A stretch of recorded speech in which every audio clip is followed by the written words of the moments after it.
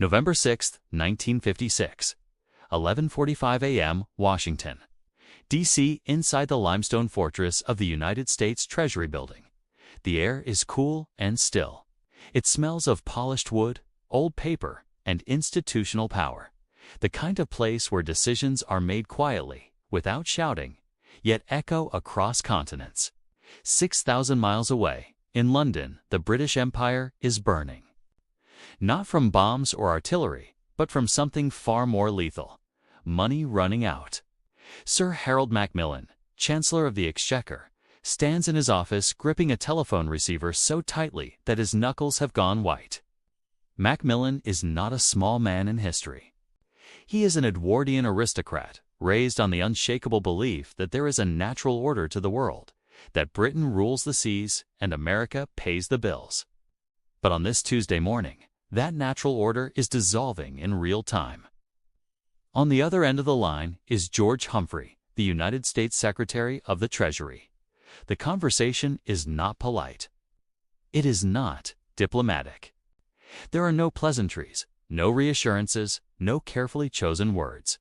It is an execution. Britain is at war.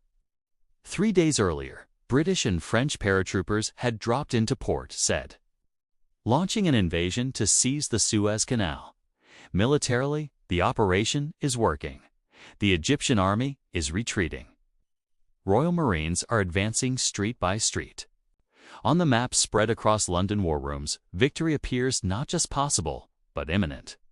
Yet, while British troops advance in Egypt, Britain itself is being slaughtered somewhere else entirely. In the financial markets of New York, Zurich, and London, confidence in the pound sterling is collapsing. For the past 72 hours, the Bank of England has been fighting a desperate, losing battle. Traders are dumping the pound, selling it for dollars, for Deutschmarks, for gold, for anything that is not sterling, to defend the fixed exchange rate of $2.80 to the pound. The Bank of England has been forced to buy its own currency on the open market. Every hour, it burns through precious dollar reserves. The cost is staggering: $50 million a day. At that pace, Britain has less than 10 days before insolvency, not metaphorically bankrupt, literally unable to pay for food, imports, fuel shipments, or essential goods.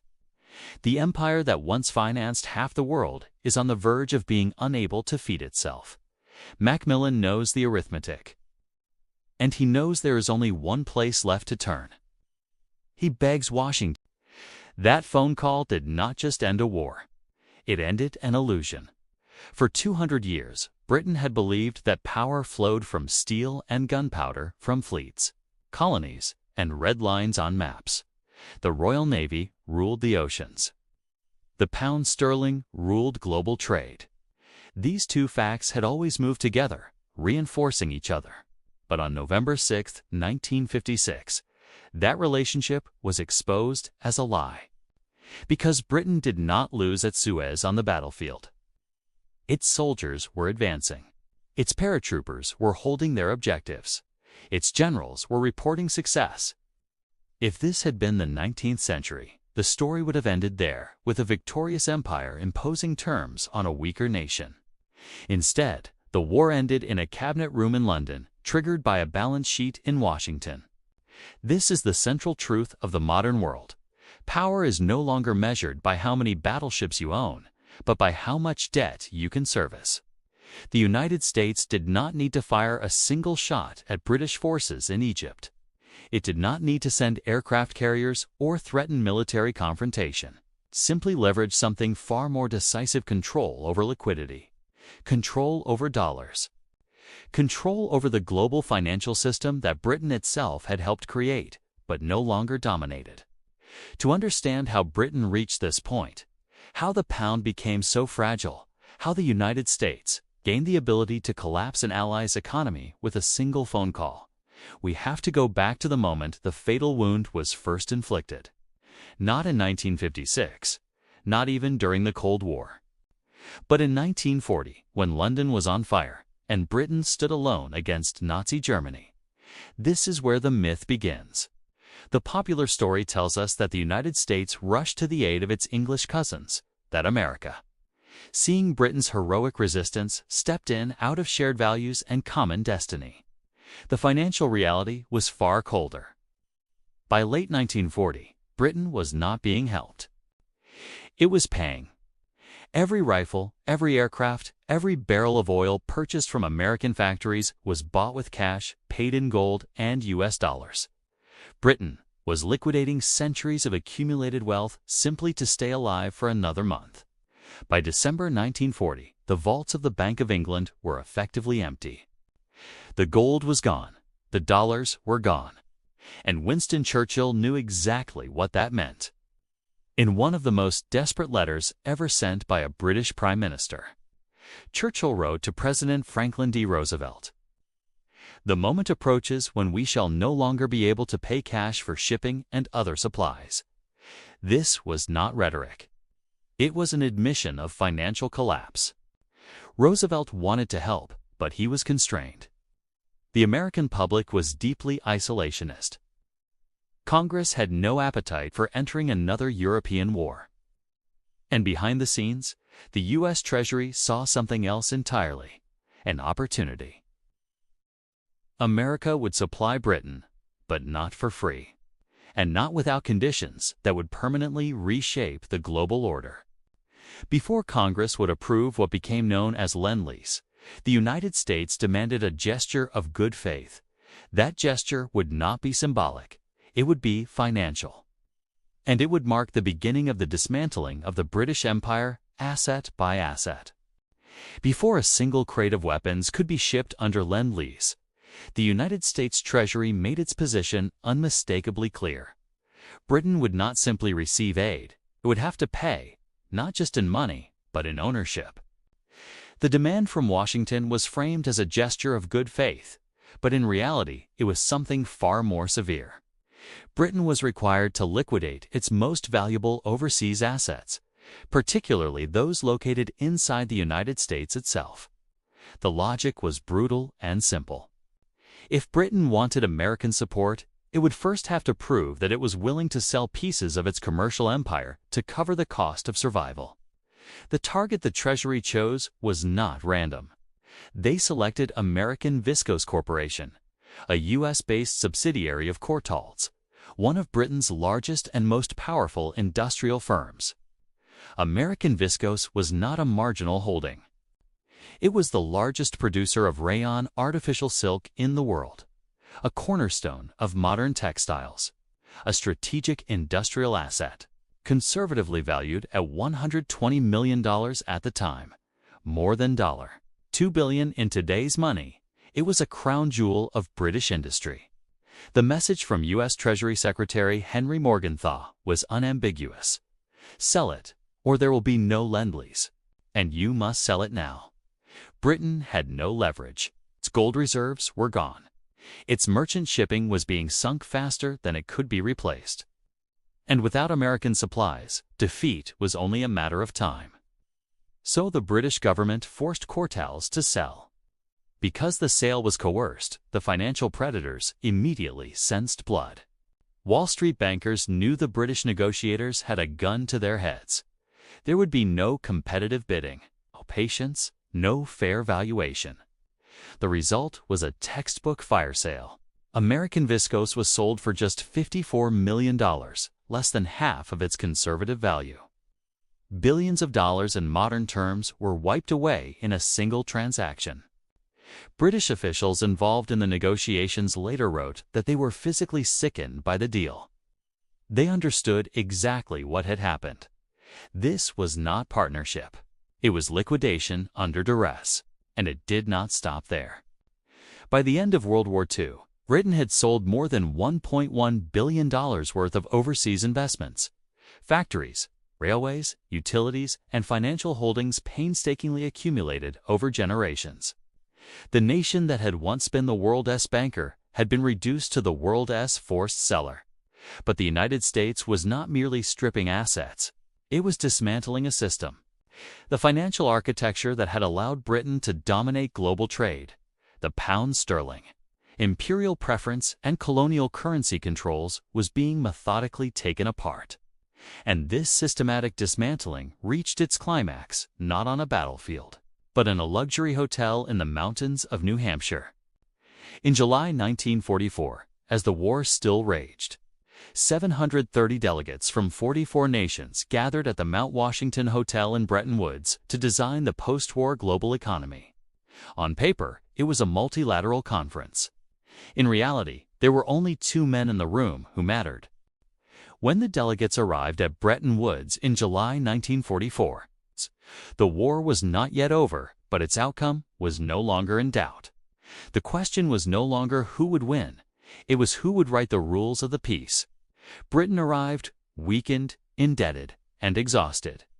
Representing it was John Maynard Keynes, 61 years old, visibly ill, suffering from a serious heart condition. He was pale, short of breath, and often in pain. But intellectually, he remained the most formidable economist alive. He understood something with terrifying clarity. Britain was bankrupt. And the post-war financial system would determine whether it survived at all. Keynes knew that if the world adopted a winner-takes-all monetary order, Britain would slowly bleed to death. So he proposed something radical. Keynes wanted to create a new global currency called the Bancor. It would not belong to any single nation. It would exist only as a unit of account used by central banks to settle trade imbalances. Gold would remain in vaults. National currencies would circulate domestically. But international trade would be balanced through this neutral instrument. Crucially, Keynes's system punished both sides of imbalance. Countries that ran persistent trade deficits would be forced to adjust, but so would countries that hoarded surpluses. Excessive saving would be penalized just as heavily as excessive borrowing. The goal was stability, balance, and the prevention of permanent winners and permanent losers. It was a system designed to prevent exactly what Keynes feared most, a world dominated by a single creditor nation. Across the table sat Harry Dexter White, the chief negotiator for the U.S. Treasury. White was younger, aggressive, and utterly confident. Unlike Keynes, he was not improvising. He was holding all the cards. By 1944, the United States possessed roughly 65% of the world's gold reserves. Its factories were producing half of all manufactured goods on Earth. Europe lay in ruins. Asia was burning. America alone emerged stronger than it had entered the war. When Keynes explained the Bancor, White reportedly dismissed it outright. Why, he asked, would the richest country in the world agree to a system that punished it for being rich? White's counterproposal was brutally simple. There would be no neutral currency. The world's reserve currency would be the U.S. dollar. The dollar would be pegged to gold at $35 an ounce. Every other major currency, the pound, the franc, the lira, would be pegged to the dollar. Nations would earn dollars through trade or borrow them when necessary. The United States, meanwhile, would sit at the center of the system.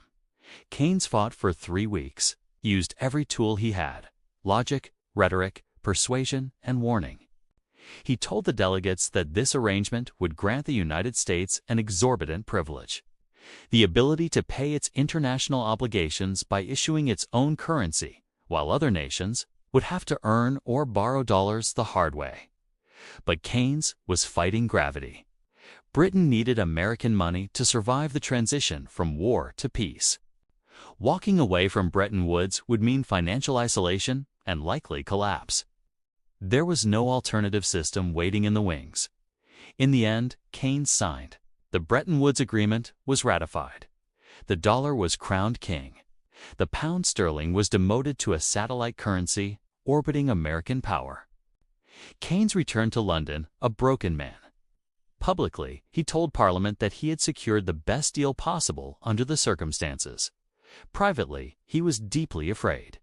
He knew the trap had been set, and it would not take long to spring. The war ended in Europe in May 1945. Crowds flooded the streets of London. Church bells rang. Flags waved.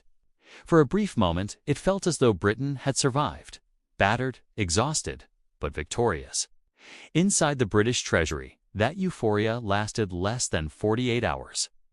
On August 24, 1945, President Harry Truman signed an executive order that abruptly terminated Lend-Lease. The decision was administrative, legal, and devastating. Supply ships already crossing the Atlantic were ordered to turn around. Ammunition, food, fuel, and raw materials vanished overnight. From one day to the next, Britain had to pay in US dollars for every bushel of wheat, every barrel of oil, every industrial input. Britain did not have those dollars. The country was exhausted. Its cities were damaged. Its industrial plant was worn out. Its export capacity was weak. And yet, the bills kept arriving. Rationing, instead of easing after the war, became more severe. Coal was scarce. Electricity was cut. Bread was rationed for the first time in British history. The nation that had won the war was now poorer than it had been during the fighting. Britain needed cash urgently. So John Maynard Keynes was sent back to Washington one last time. This time, he did not argue theory. He appealed to history and sacrifice. Britain, he said, had stood alone against Hitler for 2 years.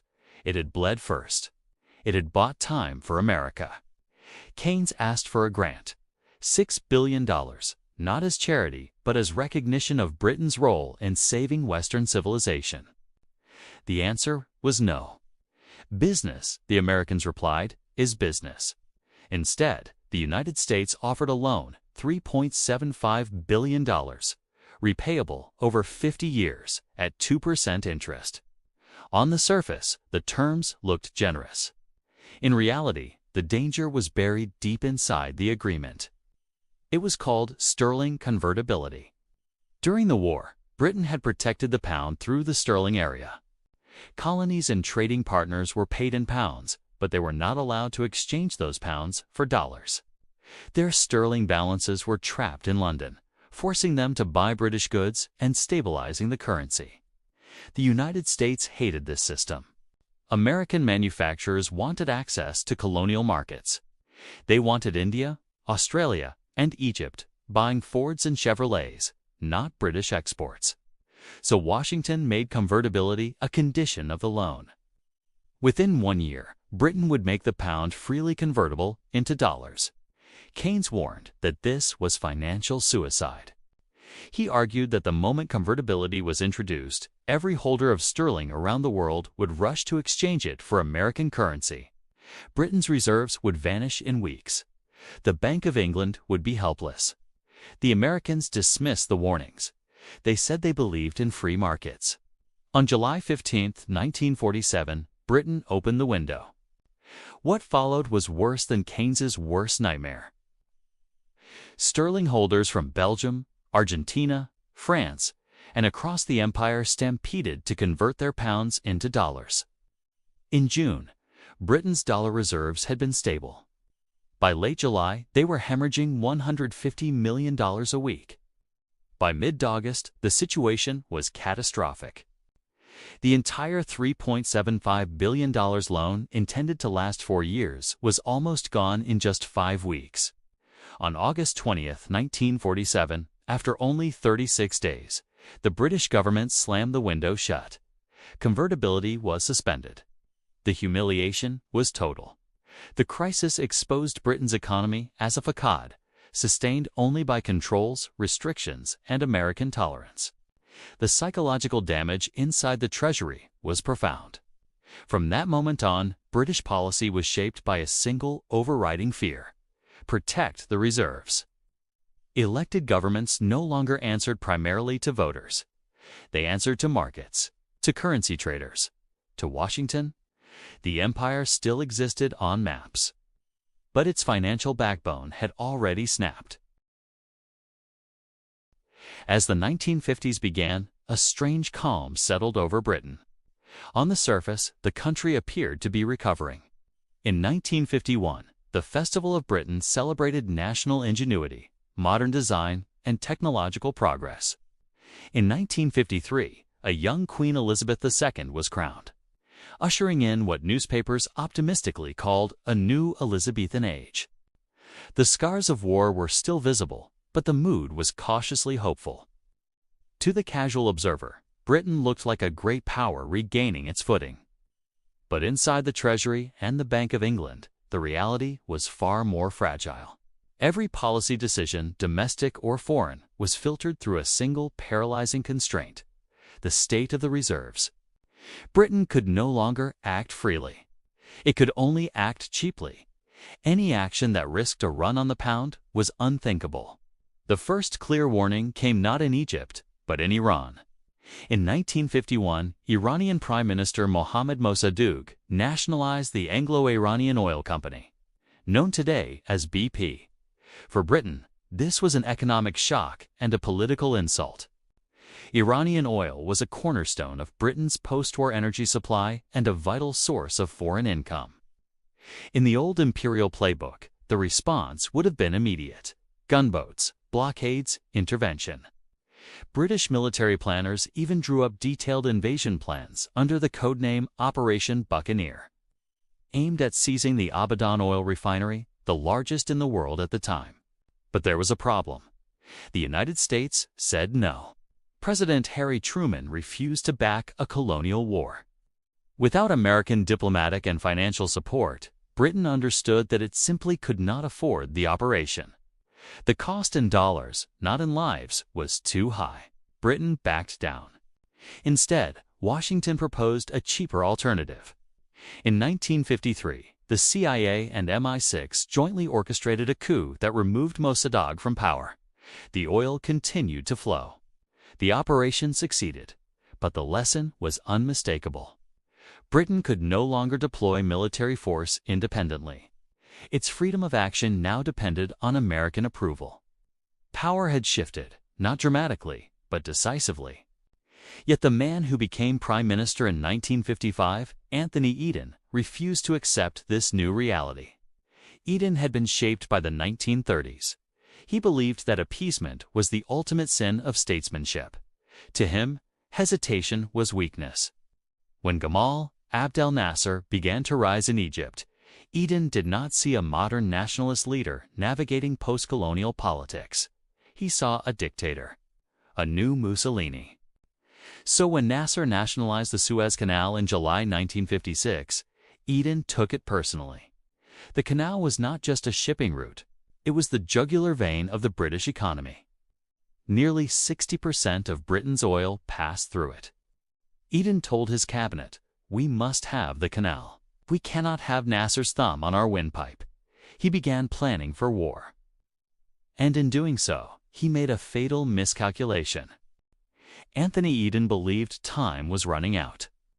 The Suez Canal was not merely a symbol of empire, it was a strategic artery. Control of it meant control of oil, trade, and prestige. Losing it to Nasser was, in Eden's mind, not just an economic blow, but a moral one, proof that Britain was surrendering its place in the world. But Britain could not act alone. Open invasion would trigger international outrage. Worse, it would provoke American opposition. Eden needed a plan that would disguise aggression as responsibility, a way to intervene while pretending to restore order. The solution was deception.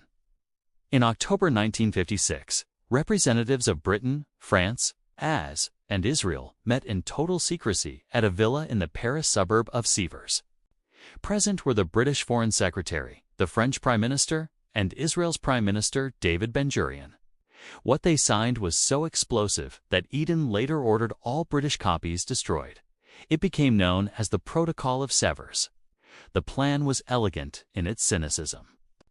First, Israel would launch a surprise attack across the Sinai Peninsula, advancing toward the Suez Canal. This would give Britain and France their pretext. They would then issue an ultimatum to both sides, demanding that Israel and Egypt withdraw 10 miles from the canal to protect international shipping. Egypt, of course, could not comply. Israeli forces would already be operating deep inside Egyptian territory. Britain and France would then invade, not as conquerors, but as supposed peacekeepers, stepping in to separate the combatants and secure the canal. It was a lie from beginning to end. On October 29, 1956, the plan was put into motion. Israeli paratroopers dropped into the Sinai. Egyptian forces were caught off guard. Militarily, the operation worked almost flawlessly. The next day, Britain and France issued their ultimatum. The world was stunned. In Washington, President Dwight D. Eisenhower was furious. He felt personally betrayed. He had explicitly warned Eden not to use force. Now, in the middle of a tense Cold War, his closest allies were acting like 19th-century imperial powers. Eisenhower erupted. According to aides, he unleashed a stream of profanity rarely heard in the Oval Office. He called the operation reckless, dangerous, and strategically insane. But his anger was not just moral. At that very moment, the Soviet Union was crushing the Hungarian Revolution with tanks and troops. Eisenhower wanted to condemn Moscow and claim the moral high ground. He could not do that while Britain and France were bombing Egypt. The invasion of Suez had to stop. But Eisenhower did not reach for the Pentagon. He reached for the Treasury. As soon as British and French bombs began falling on Egyptian airfields on October 31, 1956, the financial markets reacted with ruthless speed. This was not panic born of rumor. It was calculation. Speculators in New York and Zurich understood the situation immediately. War costs money. Britain did not have money. And most importantly, the United States was openly opposed to the war. That combination was lethal. The selling began at once. It was not a slow decline or a cautious adjustment. It was a cliff. On November 1st, the Bank of England spent $20 million in a single day trying to stabilize the pound. By November 2nd, the outflow had doubled.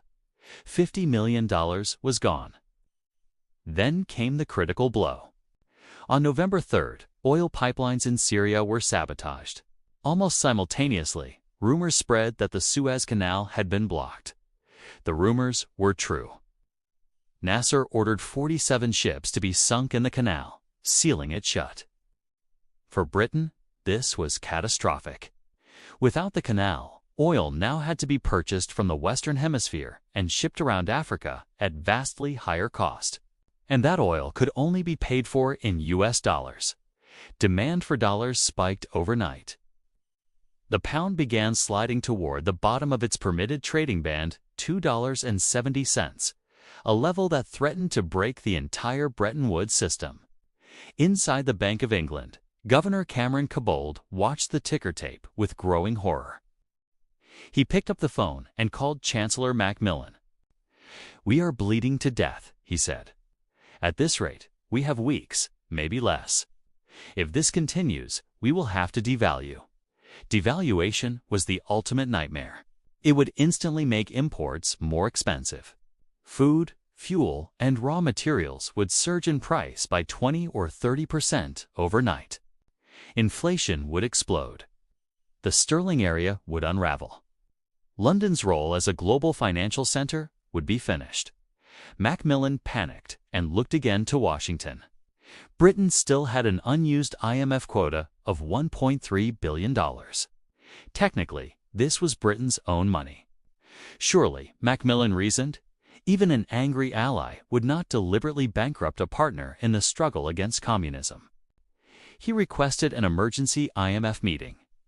The meeting was scheduled, and then quietly sabotaged. The U.S. representative on the IMF board received instructions to delay the vote. The lifeline was cut. The next morning, November 6th, the phone rang. The call came from Washington. There was no shouting, no threats, no dramatic language. There didn't need to be. The message was simple and devastating. The United States would not support Britain at the IMF unless the invasion stopped immediately. No ceasefire negotiations, no phased withdrawal, no face-saving delay. Stop, or the pound would be allowed to fall. For Britain, this was not diplomacy. It was math. By November 6, 1956, Britain's usable dollar reserves were almost gone. At the current rate of loss, they would be exhausted within days. The Bank of England could not defend sterling without American cooperation. There was no alternative source of emergency funding. No hidden cash, no secret ally. The cabinet was summoned. Anthony Eden was physically ill. He had been sleeping badly for weeks, fueled by stimulants and sedatives prescribed by his doctors. Now, pale and shaking, he listened as officials laid out the numbers. If the war continued, the pound would be forced off its peg. Imports would skyrocket in price. Inflation would surge. Unemployment would rise. Britain's credit would collapse.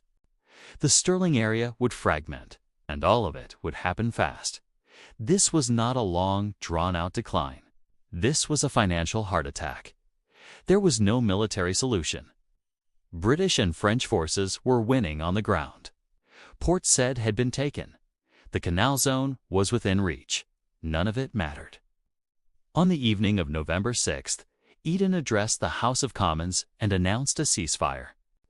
The invasion ended not because of Egyptian resistance, Soviet threats, or battlefield defeat, but because Britain had run out of money. Within weeks, Eden resigned. His career was over. But the damage ran far deeper than the fall of a prime minister. The Suez Crisis shattered an illusion that had survived 2 world wars. Suez was not just a diplomatic embarrassment, it was a systemic shock. For centuries, Britain had assumed that financial power and political power were inseparable, that the nation which controlled global credit, trade routes, and reserve currency status could always translate money into force. In November 1956, that belief collapsed. The ceasefire did not restore Britain's position. It exposed its vulnerability. The pound survived, but only because Washington allowed it to.